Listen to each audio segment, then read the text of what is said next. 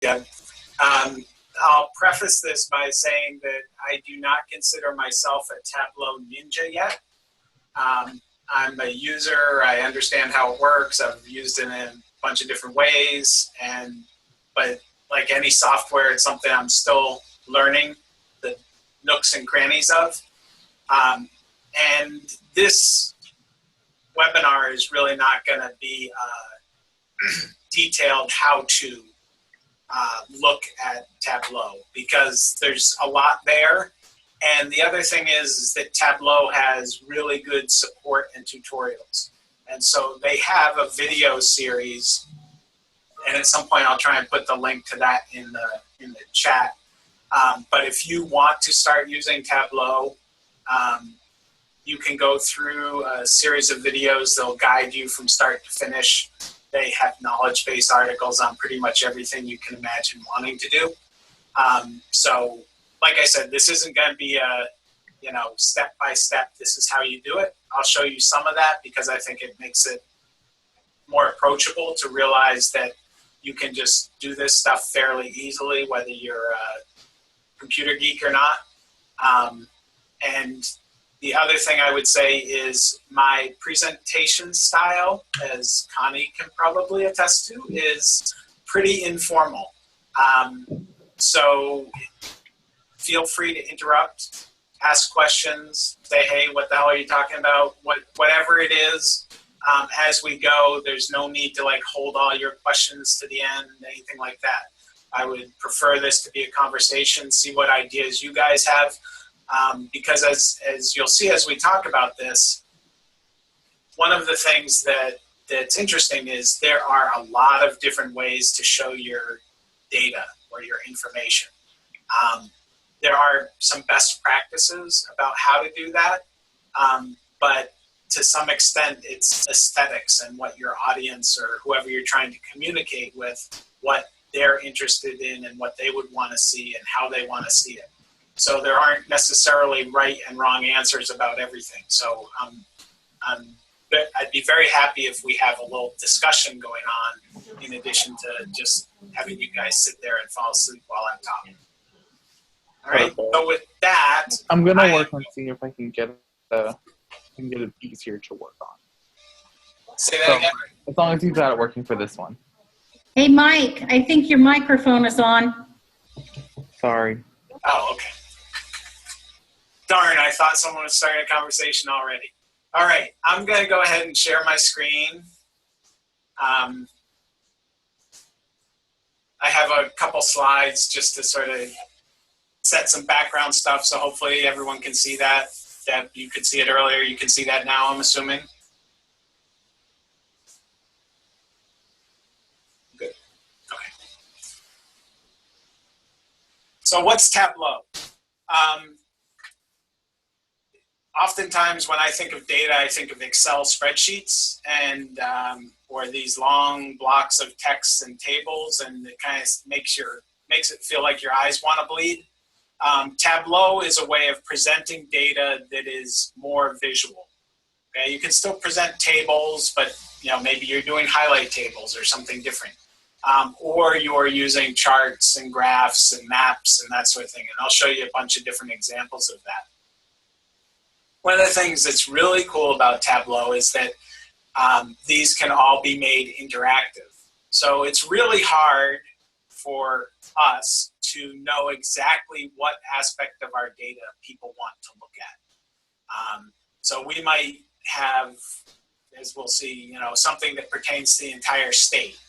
But if someone's in one county, they may only care about what's going on in that county. And so Tableau provides some tools that allows you to let the person viewing it to drill down and actually get into the details. A feature that I probably won't hit on a whole lot today, but know that it's there, is that you can actually construct sort of a guided tour of your data that would be like a story. So as you look at your data and you ask questions of it, you can put that into sort of a storyboard in Tableau that would walk people through the story that you want to tell about your data. You can give people the ability to download the data that underlies your visualizations. So if you wanted to, it used to be a requirement when using Tableau Public that your data had to be downloadable. You can now turn that off. So if you don't want people to be able to download your data, you can shut that off. I would say that for extension, it's probably, we're open, transparent, let people download your data. Not sure that many people will, but if they want to and do something with it, that's great. But it does mean that you need to be aware of what data you're making public and make sure that it's something that can legitimately be made public and you're not compromising someone else's privacy or security in any way. And then the last thing is that you can actually embed these visualizations on other web pages. So you don't have to force people to go to Tableau to see your visualization. In web speak, it can be embedded as an iframe, sort of like you see YouTube videos embedded all over the place. You can do the same thing with a Tableau visualization so that people could see and interact with your visualization right from your own website. So this is an example on the screen of a visualization that was in the Tableau gallery. They try and highlight some cool ones. So I'm not going to dive into this one in particular because I don't know that everyone has an interest in the #1 music in the UK over time. But it at least gives you the idea that this is a visual way to represent your data, that you can include pictures, you can include text, you can include charts, all sorts of different things. If we were to go into this visualization, you can actually start clicking down into the decades and see the actual details underlying all this, which is, again, to me, what makes it interesting. It gives the viewer or the reader an opportunity to kind of look at the data in the way that they want to, not just in the way that you came up with. Although you're obviously going to be putting some constraints on how they can slice the data. Here's another one that's just an example that I can show you more detail if you want. It's one that I did. UNH Cooperative Extension is sort of the leader of a group called the Stewardship Network New England that puts on, they basically act as an intermediary to help nonprofits that are doing natural resource-based volunteer jobs to get volunteers. And so we list these, we actually use Salesforce for this. All these jobs go into a database and they're listed and people can sign up online. And the principal investigator for this project said, hey, I'd like a way to sort of visualize this so that people could see, where we're doing this stuff. And so this is a snapshot in time from about a year ago that just displays the jobs on a map. So you can see they're highly concentrated in New Hampshire. The bigger the circle, the more jobs there were in that location. And it's basically by zip code. So, they're not precise locations. And then down below, there's more of a table format that gives people a sense of, what the organization was, the job, and where it was located. I can show you on this kind of the ability to drill into it. I'll show you that when we get into sort of more the demo space rather than the slides. So that you can select individual dots on the map, and that would then correspond and trigger the table to update with just the information about that specific location. And then here's another one that's more sort of extension, traditional type stuff. This is looking at actual participation from, participant numbers that you would put in your annual report, broken down by program name and by state. And because we're putting in the county or the region that our participants are coming from, we can do things like this little heat map. This is part of a larger application. So you see the state names there. There are 6 states that are using this system. And so what I've done is I've created this visualization in Tableau but then embed it into our reporting system so that when someone generates a report, they get a customized Tableau visualization for the parameters that they put in. And then if they want, they can go ahead and explore more. I can start changing. I'm only interested in what's going on in agriculture, so I can just select that, and everything will be filtered based off of that. So, Tableau Public. What's the good thing about it? It's free. That's a pretty good thing for most of us. It's pretty easy to learn. You know, I'm not going to say that it's the simplest thing to learn, but if you play around with it a bit, you will easily be able to create visualizations, and then it's really the refinement that might take some time. Like I said, they have really good resources to learn how to do things, and so I'd encourage anybody who wants to give it a try to go ahead and look at some of those resources, because they'll really get you on the right path. Hopefully this webinar will serve to sort of whet your appetite to make you think, maybe there is a better way than just sending someone a spreadsheet to show them what's going on. Like I said, you can embed it anywhere. So Tableau Public, you know, you can't restrict who sees it. So that could be a con. But it means that you can embed it wherever you want. So you can embed it onto your own website. You can just send people the link, all sorts of things. So where are the gotchas? Well, I just said it's public. So, you know, if you're doing this to do your performance evaluations of the people who work for you, you know, probably not the place you want a public visualization that shows, you know, Steve took 3 hours for lunch 60% of the time, and, you know, I might get upset if you put that out publicly, so you may need to be careful with that.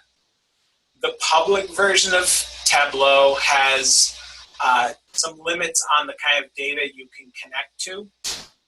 So in general, I would say you can connect to Excel. So you have an Excel spreadsheet, you can connect to the data within that spreadsheet.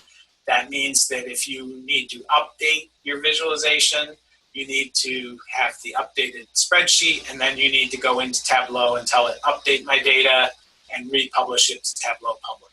It's not a really burdensome process, but it is something that you need to do. To get beyond that, there are other versions of Tableau that you can pay for that provide direct access. Your data is always up to date. You can restrict who can view things, but it is not cheap. So, you know, I was pleasantly surprised to find out that the University System of New Hampshire bought Tableau Server. So we can do some stuff with Tableau Server that I can't do with Public, like just tell it, update my data every morning, or update it once a month, or whatever that happens to be. Whereas with Tableau Public, I have to manually remember to go in and update the data. And so that's where I'm talking about static data. Once you've loaded the data into Tableau, until you come back and update it, it's going to stay the same. And so this is an older screenshot, but I don't think the pricing has changed. Tableau Public and the software that you download to your computer to develop the visualizations is free. If you want to be able to connect to some different data sources, you can pay for the Tableau Desktop Personal Edition or Professional Edition. Each of those sort of gives you a bigger set of the kind of data you can connect to, but they don't provide you a different place to publish to. So you would still be publishing to Tableau Public. So it has some limitations there. You still need to, it still won't refresh your data automatically, but you can at least connect to and extract the data from other sources, things like Salesforce, Google Analytics, SQL servers, MySQL server, all sorts of places. When you want to get into sort of having that connected data and maybe permissions around who can view your visualizations or get to the data, then you need to move into something like Tableau Server, which is something that say, University of Nebraska may host. It would be, I think that run starts at about $10,000 for the server. Or there's a Tableau online, which is hosted by Tableau, and that costs somewhere around $500 per user per year. So, like I said, a pricey option to go with those, but you may look around and find out Nebraska already has it, so it's something to investigate. Stephen, could you talk a little bit about some of the data sources that are available within the Tableau Public, the free version? Yeah, I mean, for the most part, I will say it's Excel. That's sort of where I stop. You can connect, I believe, to OData, which is a online data type, but good luck finding anything that's already in OData format. So unless you're building your own. So for the most part, it's an Excel file. You get that. What I was talking about is there's some census data that is in that you can go into. Yeah, so there's some stuff built-in data sources that Tableau has. Also, I wanted to mention in the chat box, Laura mentioned that as an educator, she was able to get the desktop version free by contacting and signing up through Tableau. Yep. I believe you can get the personal edition for free and the professional edition for half off, maybe. You have to go through a loop to verify that you're with a nonprofit, but there are some options for that. Thanks. So, you're probably used to seeing, well, I don't know. I'll say many people are used to seeing data in Excel spreadsheets. And, you can do little nice things with tables to sort of alternate your row colors and stuff, and you can build some charts in there, but it can be a bit of a grind. And then sharing that with other people is difficult. You start sharing pings of the charts and your Word documents, and anyway, it can be a bit of a bear sometimes. So we're going to go through just a handful of examples. Please ask questions as I go. What I tried to do is not necessarily show the what I would say is the finished product that I would publish, but to give you some ideas of all of the different ways that you can actually visualize the data. So we're going to go to a demo here. Are you seeing something now that says sheet 1? Okay. So I'm in Tableau, and so I'll tell you that this is not Tableau, the Tableau Personal Edition. This is the Professional Edition that I'm looking at. But for the most part, things are the same. Where things are different is if I tried to connect to a new data source, I have a whole bunch of options that you may not have. Okay. Whereas in Tableau Public, you may only be able to see Excel and a couple others. For me, I can see all sorts of different server types that I would be able to connect to if I have the right permissions and all that stuff. So you can see it connects to a lot of stuff. Okay. But just know that as I go through what I'm showing you is the Professional Edition, but the mechanics and everything else are fairly similar. So what I did is I pulled out some data. This is coming off of an Excel spreadsheet. We, like any extension organization, we have an events calendar, right? And so we list all our events. They have a title. I just pulled out some of the information. So they have a title, a date, a primary calendar that they occur on. Our events can occur on multiple calendars, but they're usually assigned a primary calendar. The actual location where they took place, and then the county they took place in. And just to make you guys jealous, as you'll see, New Hampshire has 10 counties, so it's much more manageable than some other states, Nebraska included. So the question is, I could share this with someone if I wanted to say, hey, let's take a look at, how many events we had in all of these different counties or on all these different calendars. And I could do in Excel some pivot tables and a whole bunch of other stuff. But let's take a look at some of the things we can do with Tableau. So I'm just going to click over here for a new worksheet. And when I'm on a new worksheet, it starts out blank. And what I see over on the left is my data. All right. So typically the data is broken out into a couple different things. One is dimensions. So these are sort of the characteristics of your data. And the other are measures. And so if we look back at the data, you'll see when I pulled this in, I just pulled in each event as a single line, single row in my Excel spreadsheet. But what Tableau does behind the scenes is it will let you aggregate that type of thing by the different dimensions. So like primary, calendar, or county. And so in this case, because each of these is just a discrete event, I'm going to be counting the number of events that occur at a certain place. If I had, say, the number of attendees for an event, I could do a sum of the attendees. I'll show you a couple of those examples later.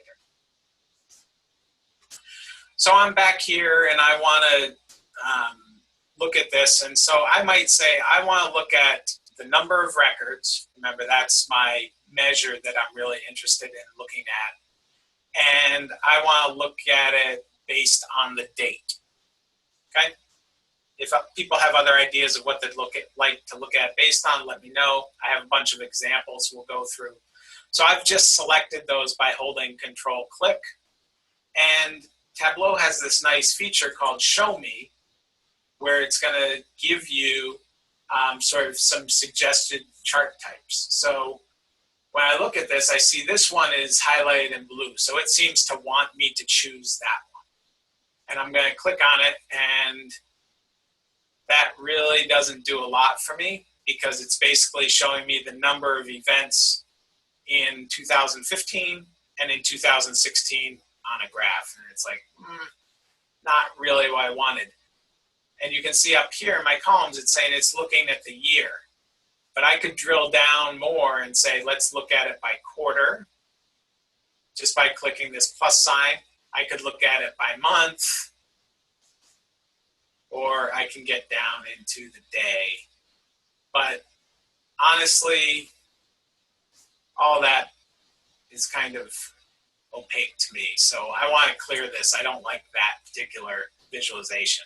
So one of the things about Tableau is you can just play with this and sort of see what pops out at you. So it can be used as more of a exploration tool, if you will. So maybe what I want to do is I want to look at the number of records by which calendar they were listed on. So if I select those two, now I'm going to see it's highlighting this bar chart graph. And if I click on that, okay, so that's interesting. It's telling me sort of, here are all my calendars, and I can widen that out if I want to so I can see everything. Here are all my calendars, and this would just be the number of events that were listed with those as the primary calendar. All right, so I can see somebody in Rockingham County, we have someone who's really good about putting all their events on the events calendar, and they list a whole bunch of them. And maybe I want to go and find out water resources, why do we even have this calendar if there are only 2 events on it in a year? So sometimes just looking at your data can help kind of sort things out. And I can do other things with this. So I might be looking at this and saying, well, sorted in alphabetical order, but I really care about the number. So I can actually, when I hover over the number of records, you might not be able to see this, there's a little sort button, and I can just sort this. So now I can get a nice listing that shows me my calendar sort of in descending order of the number of events that were listed on that calendar. So this might tell me, oh, okay, these folks are doing a really good job of getting all their events there, or maybe they just have more events. But I might want to talk to some of the counties that have fewer events and say, hey, are you not holding the events, or are you just not getting them onto the calendar the way you should? All right. One of my favorite features of Tableau is the ability to actually map things. I don't know, I think people find maps to be kind of interesting. It gives them some orientation to it. So I'm just going to clear this out.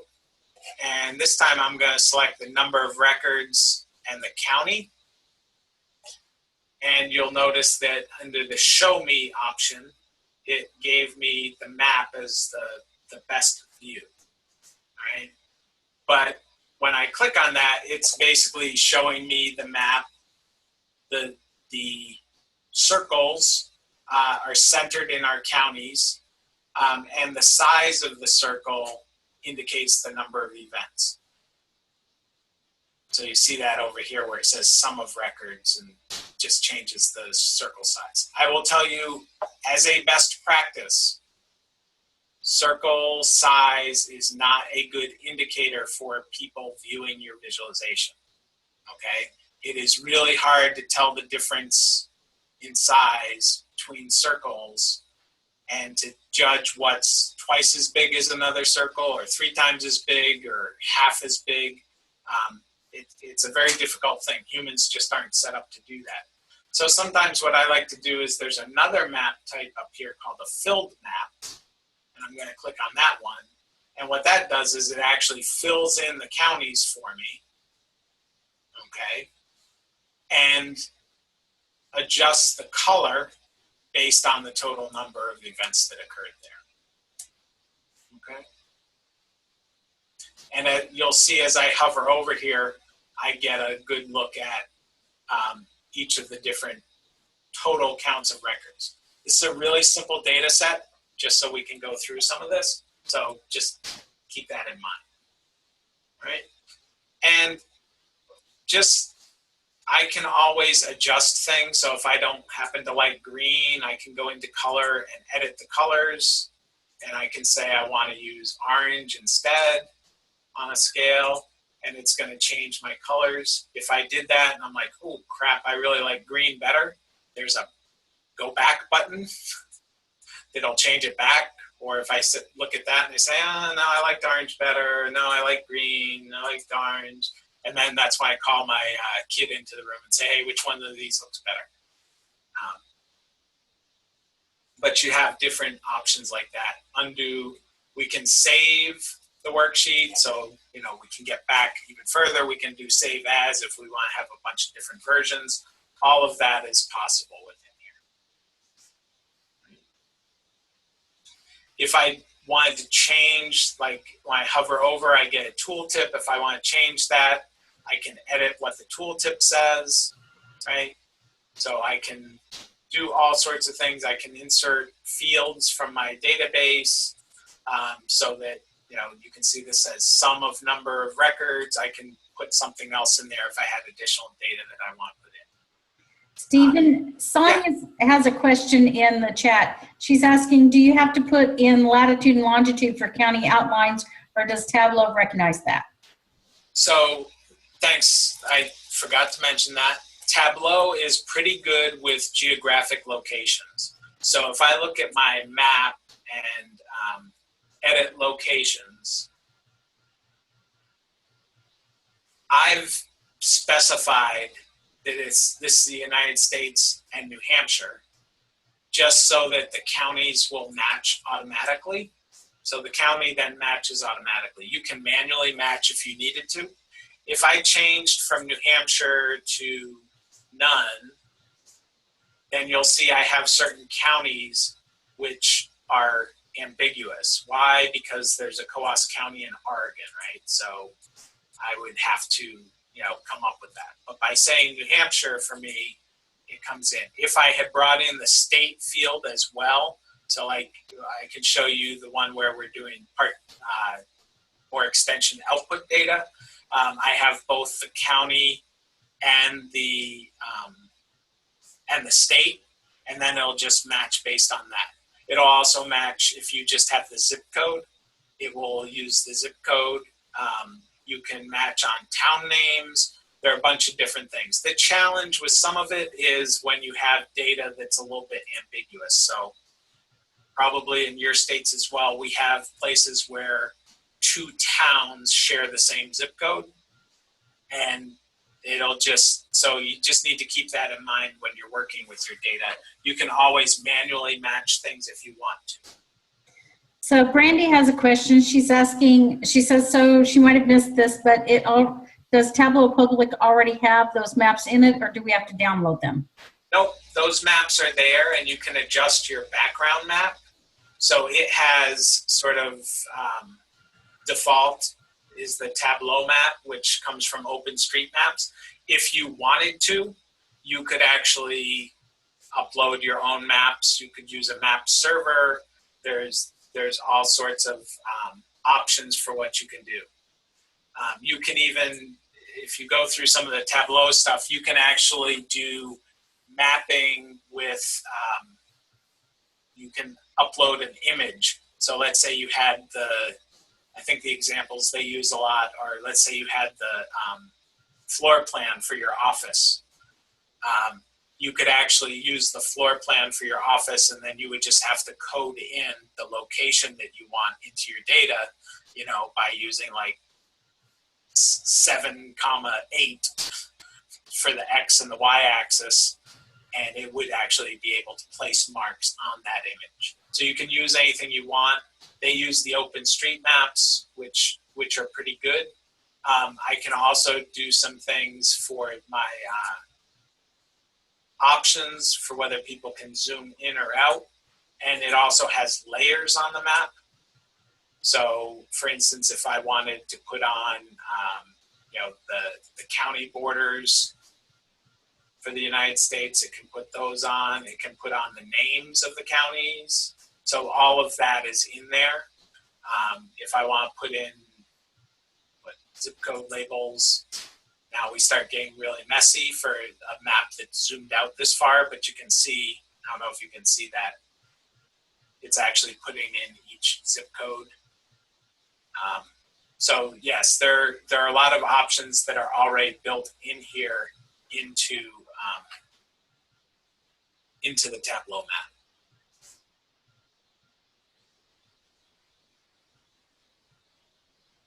So, Stephen, I have a question for you. This is Deb. So if you were to do, I know Brandy does some things with crop diagnostics. So if you were to have a website or something that people were inputting data into Google Drive, right, for instance, is there a way to dynamically link that to Tableau Public? Not with Tableau Public.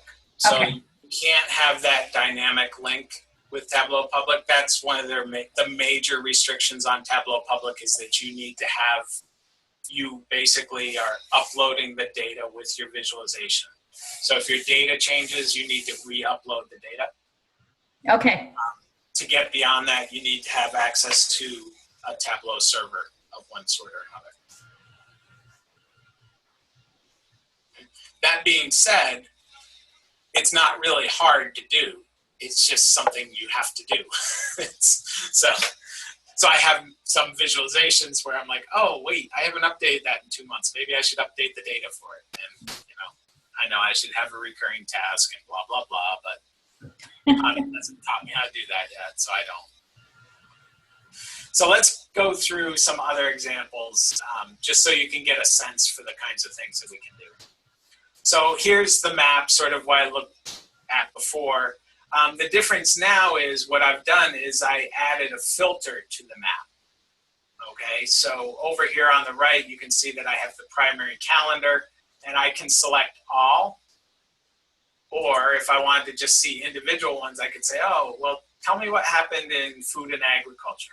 Where were the events for food and agriculture? So you can see heavily concentrated in the southern end of the state, right? And if I look at, say, forestry, well, now I start getting a few more up in the northern part of the state where more of the forest industry is, and maybe a little bit less down here where there's not as much going on, right? So again, I could publish this and then let the user decide what it is they want to look at. So rather than me trying to come up with every different possible way of looking at this data, I can empower the user to say, go ahead, drill into it to see what it is you want to see. One of the other things is that, again, the data underlying this is visible. So if I click on a county, you'll see that I get some options, and one of them all the way over here is view data. If I click on view data, it's going to come up with my summary data, right? So the county and the number of records. But if I look at underlying, I can actually see those 11 events. You know, when were they, where were they located, and what were they, right? So again, keep this in mind. If you're sharing this publicly, you may want to turn off the ability to see that data. If it's something that you don't want to share, you know, the details for, you just want the summary data visible. But certainly, you know, when you're working with other people, this is one easy way for them to see it. And so they've just essentially, through clicking on the map and these selections over here, they've filtered down to show only the forestry and wildlife events that occurred in Coos County in this time frame. Good. And I can add filters. I could add date filters. I can add all sorts of filters. And I'll show you a couple more examples of those as we go along. This is the bar chart like I showed you before. Here's one that's sort of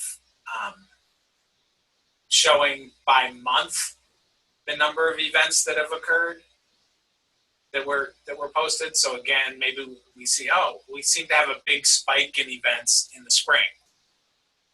Is that expected? Is it not expected? You know, why is December so short? Well, we're all academics, so we take, you know, 2 weeks for Christmas or whatever it happens to be, so we don't hold a lot of events there. But again, sometimes seeing this visually makes it a little bit easier to see. If we wanted to look at the data sort of in a more detailed view, but still get that, you can see, or a different way of looking at it, you can see over here, now I'm just showing it across and I'm highlighting based on the number of records what color it is. So that's interesting, but it's kind of bare. So Tableau has a concept of a dashboard, which is where I can pull a bunch of different sheets together and keep them linked together. So in my dashboard here, you know, I'm looking at it in a bar chart, and I'm also looking at it down here in the graph. And again, I can select and say, okay, what happened in Cheshire County? Okay, in Cheshire County, it seems they peak in August and in the spring. What happens in Coos County, they seem to peak in May. Just kind of interesting to get a sense of why are things happening different ways here. Okay, if I put that all together into a table, I can sort of see again for counties by month, right? So I can have all this all together. And one last one that I'll show you on this with this data, and then we'll move on to a different data set real quickly, is you can create word clouds. So this is just a word cloud that has the county where an event occurred, and then the size and the color of the word is based on the number of records that match that particular county. So again, I haven't had to, just because of the way my data was, each row had one event and it told me the county. In the background, Tableau does all this summarization and filtering. So I don't have to go in and do real special stuff. It just sort of knows that. And again, I can drill into the data here again for Rockingham County, let's say, or Coos County. So again, maybe this is something you just want to save as an image and send out to folks and say, hey, Rockingham County seems to be beating everyone else in the number of events they're putting on our events calendar. What's going on? You know, free coffee to anybody who can beat them next year. You know, whatever you want to do. So again, pretty simple data set, pretty simple visualizations. So let's look at a different one that's a little bit more complicated. Okay. Questions? Well, Stephen, this is Connie.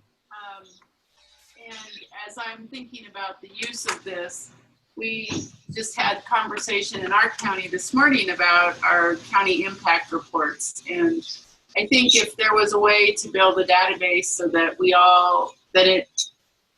course, I'm thinking about our annual report of accomplishments as well and how this all fits together. But it seems like there's a way to streamline some of this so that we don't always have to be thinking about, well, what does my impact report look like versus what does my annual report look like, and be able to connect those somehow and have a visualization at the end of it. But as a team of people, I think this would really be useful to be able to show the full picture of what we do versus individual. Yeah. Yep. And what I'm going to dive into now for just a few minutes is sort of more of that type of data. So this is, extension reporting data. If you look at it, so I'm looking at the data view right now, you're going to see it has a lot more data related to it. This is all coming out of a planning and reporting system that I run. So it has the output descriptions, what type of output it is, what the delivery method is, what program it's associated with. And when I get over further, I start seeing things like the number of outputs that were done. So the number of these that were done, the planning year that they were done in. So, we all work in sort of these program years that run, depending on your state, a lot of times from October 1st to September 30th. And then I can see the associated effort that went into that output, the number of volunteers that were involved, the number of participants, the number of male participants, female participants, all sorts of stuff that we collect through our planning and reporting system. And as you can imagine, looking at this in a table format or even trying to convert it into some sort of narrative can get pretty, I'll just say it can get pretty mind-numbing. You guys have probably been there, right? You've had to write the reports. But it can be really hard to sort of tell that story. And so instead, we can start using some sorts of simple charts, right? How many outputs did we do and how many participants did we have? Again, this is kind of could be really big, but I can let people filter. So they're looking at all sorts of delivery methods, all of them in fact, but they're only looking at dairy management. So maybe they're interested in dairy management and ag business management. So now we expand that a little bit. Again, this is not a finished product. I just want to show you some of the features because obviously this stuff's hard to read. I'll show you some of the things that I've done to actually maybe come up with a finished product or at least a temporary finished product. We can do the same thing sort of in table format. Again, the nice thing here is my filters can still apply. So I can say I want to see only those things that were related to field site visits, right? So the delivery method being a field site visit, and I can see, how many were done, how many participants did I have, how many direct participants did I have in each of those, all right? And if I wanted to drill down in further, right, I can drill down into the data again and see the kind of underlying data. If I wanted to read all of this, I could. For that one, there's only one record, so it's not that interesting. Maybe for something like this one, if I drill down into the data, I'll see a few more things, a few more underlying records. So again, gives me a way of sort of drilling down into things without trying to stick this all into a spreadsheet or, write it all out in a separate place. I can also do things like tree maps. Okay, so here is a tree map that's basically mapping the amount of effort, amount of faculty effort associated with each program. So again, I kind of get this sense of, okay, nutrient management program is the program that's getting most of our faculty effort. Whereas this one way down here, the Senior Farm Share Nutrition Program, is not, right? So I can start to get a sense of that. Again, I can drill down into the data, right?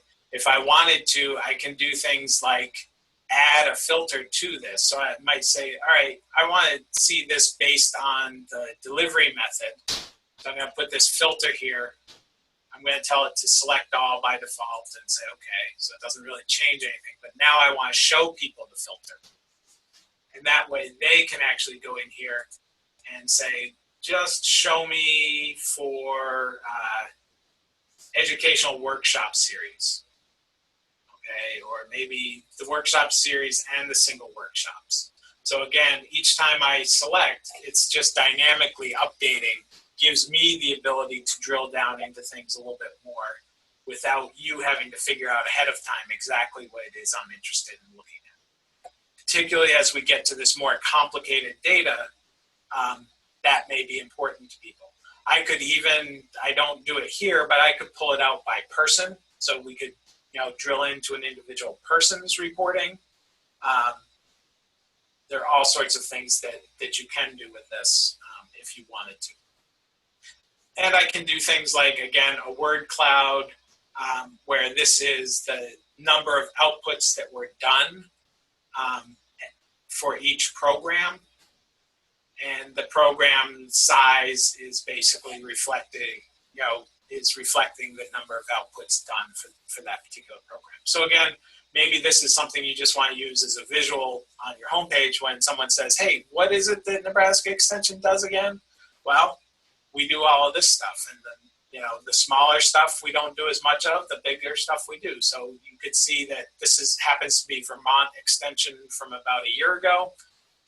They were doing a lot of 4-H, nutrient management planning, pest management education. They have a maple program, Master Gardener. The stuff sort of pops out at you in a way that's different than if you just stuck this in a table for people to see. So the way we integrate this with our system, hopefully you guys can see now. Right now, I'm looking at our particular planning and reporting system.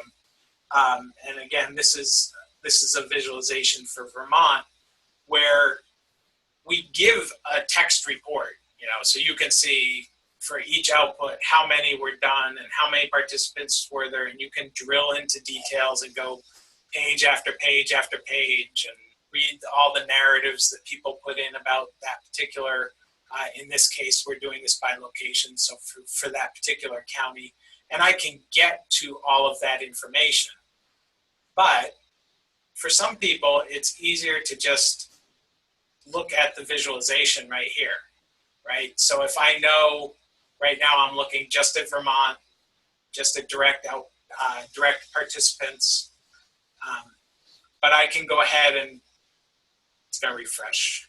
I can go ahead and drill into that a little bit more if I want to. So again, instead of looking at all the plans, I just want to look at 4-H. I'm just interested in 4-H. So now I see what's going on in 4-H, the different ways that 4-H is reaching out to people through, clubs, day camps, workshops, by county where those locations are. So this is an example of a dashboard where all of these 3 visualizations would be separate, but they're all linked to the same filter. So here I'm looking at plan year 2016. I could go back a year and look at 2015. I could go back a year and look at 2014, so I can sort of see how things change over time. I can also go ahead and drill, when I create the visualization, I can have multiple tabs. So this is the outputs. I could go over to the contacts dashboard and look at it based on contact. And again, here you'll see we're looking at 7 years worth of data, looking at all these states, and so I might want to drill down in and say, no, I'm just interested in New Hampshire to see what our numbers look like, and I don't care about too far back. I just want to look at the last few years, what kind of information is in here. so I can play around with that. And you'll see that, again, as I update my filters, everything in the visualization gets updated as well.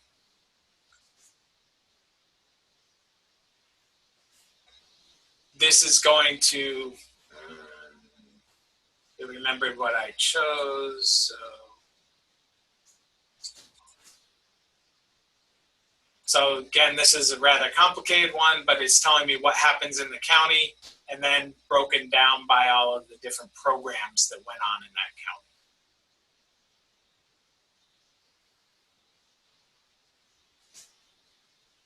This is just the simple map. So this map, this number of outputs, and this delivery method summary are what all get put together to create a dashboard view. So that's my dashboard view, which incorporates 3 different visualizations. And because they're all coming from the same data source, my filters can apply to all 3. So when I click on one, so for example, if I come up here to Franklin County, Vermont, and click on it, it's going to filter all of my other data sources, all of my other visualizations as well. If I want to go back, I just click on it again, and so I can just sort of click around in here and get a visualization of what's going on without having to do a lot of manipulation in Excel or anyplace else. What questions do people have? I have more examples I can show you. If you want to know, hey, how do I do this one thing? I can show you how to do that, but I don't want to suck up all your time if you had other things going on.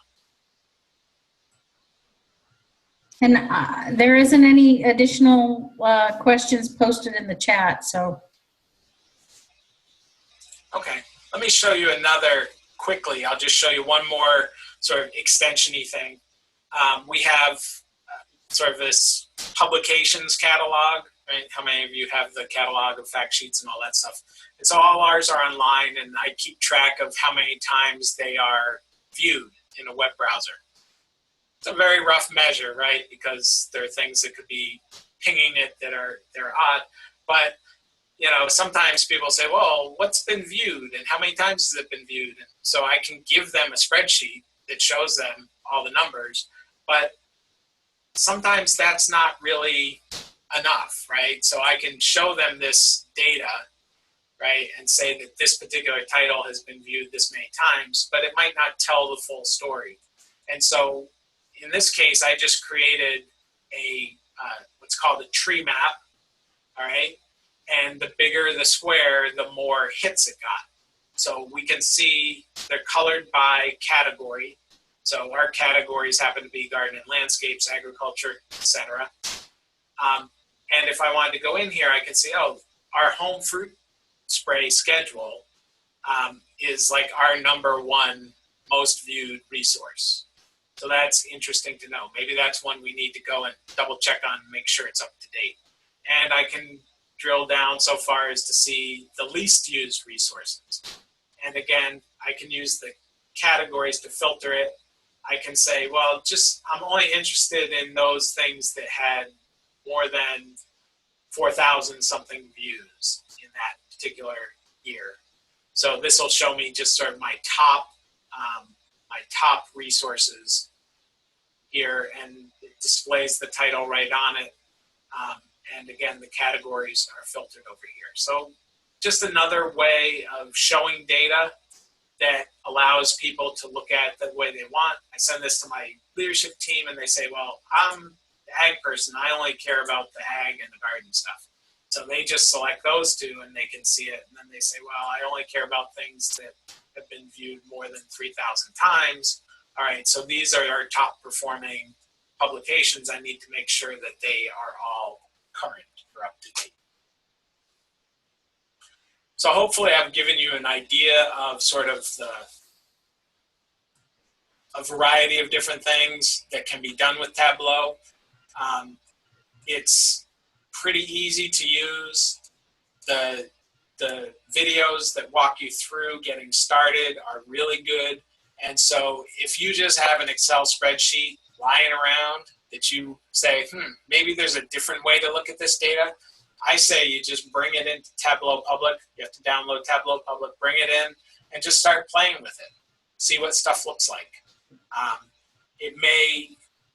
I've found that sometimes things jump out at you when you display them visually that you kind of gloss over when they're in a list of rows and columns.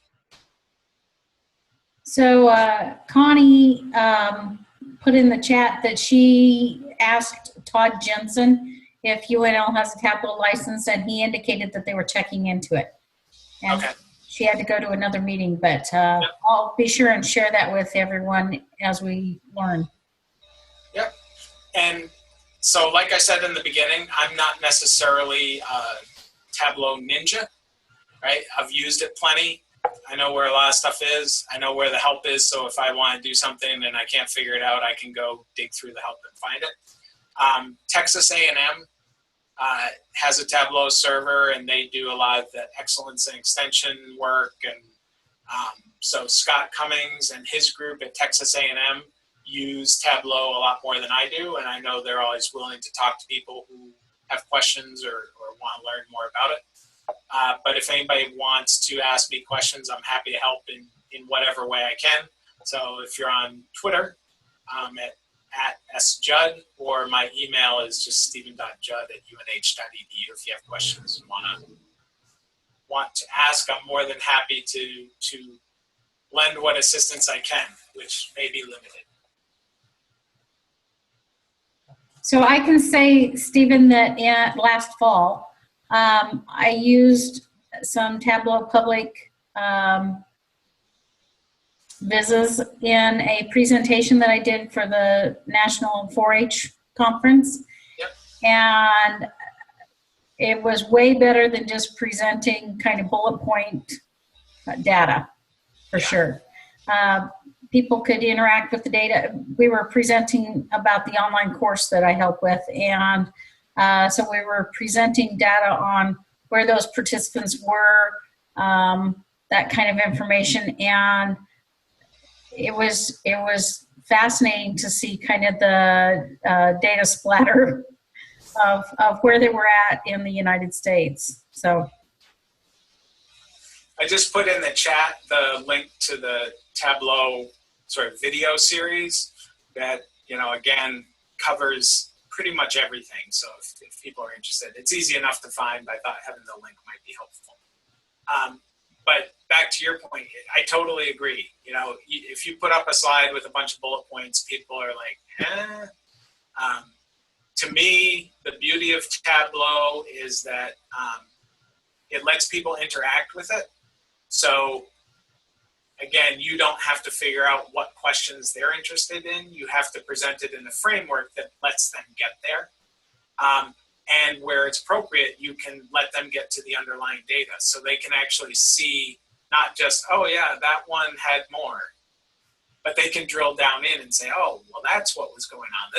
So they can start exploring the data on their own rather than you trying to anticipate every possible question someone might have.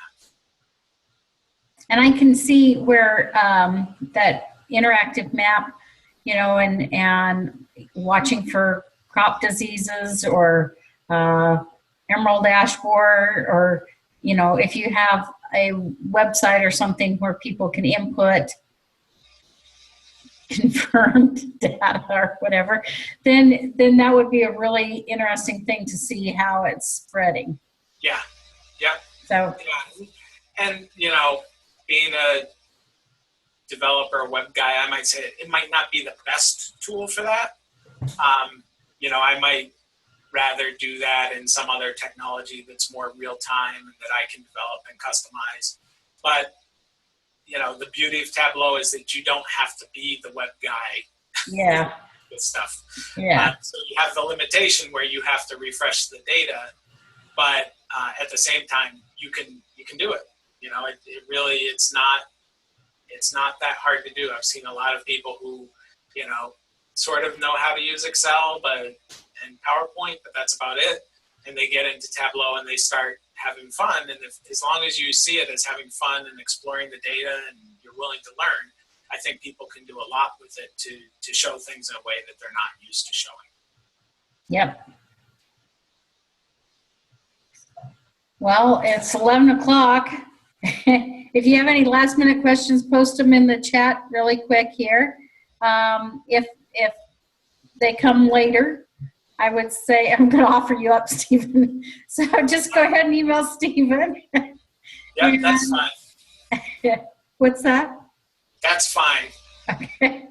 And I did remember to hit record on this, so I will post the link to the recording on the Next Generation Extension website. And as always, I'll also do a plug for Next Generation Extension.